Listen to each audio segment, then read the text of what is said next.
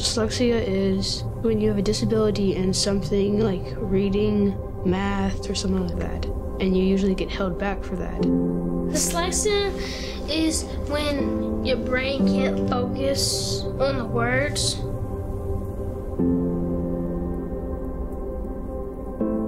Dyslexia is a reading problem that you have, and it sometimes makes you see a word and you don't know what that word is, and you try to say it and it doesn't come out right. Like, it's so frustrating, you just want to quit, but you can't quit because you have to keep on going.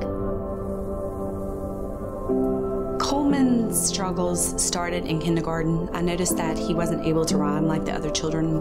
And then during first grade, his teacher came to me and she said, I'm starting to see some red flags. I think this might be an issue that you need to have tested for dyslexia. Brianna is my daughter. She's 9. She'll be 10 next month.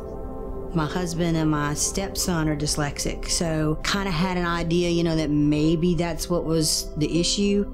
Students come to Louisiana Key Academy having dealt with a lot of pressure and difficulty in traditional schools. It was the not knowing how to help him, not knowing what to do. As you're letting your child read and he reads a word and then the next sentence he acts like he's never seen the word before, it's very frustrating. A lot of times these children feel ostracized, or they feel like they're dumb. They're really smart, but they're not getting something like reading, which a lot of their peers around them are. And so that's difficult for them to understand why they're not getting it. It's like you're lost in something that you cannot get out of. I didn't know what to do. I felt different, thought I didn't fit in at all. It's the hardest thing as a parent to know that your child is an amazing child. He just doesn't see it in himself. And you know, you can tell him and he just says, oh, that's my mom. But when they feel it about themselves, it changes everything. The teachers are more than just teachers, they're mentors. This is not just a 9-to-5 job for our teachers. They're invested in every aspect of the students' lives.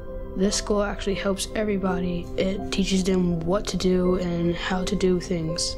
I see the progress that the kids are actually making, especially with my child. The children at this school are bright and they have an entire future in front of them. We're allowing them to be themselves. Dyslexia will be a struggle for our students for the rest of their lives. So they need to be at a school like this that can really help them and give them the tools to be able to learn, because the information doesn't change when you go from a traditional public school to here. It's the presentation of the information that changes. Now with this school, starting at first grade, you're able to head it off right from the beginning. Decades from now, dyslexia is going to be a known entity, where kids embrace their diagnosis, they get it in kindergarten or first grade, and they advocate for themselves, and there's no shame.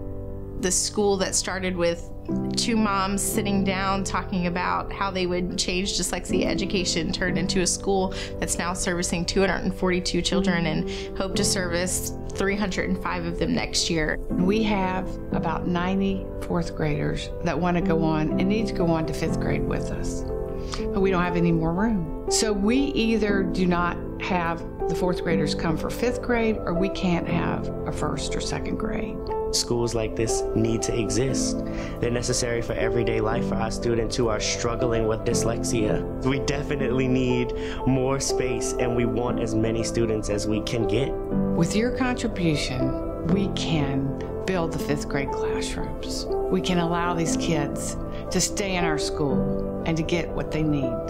This school needs to be here to fight for the kids, especially for the ones that aren't able to fight for themselves.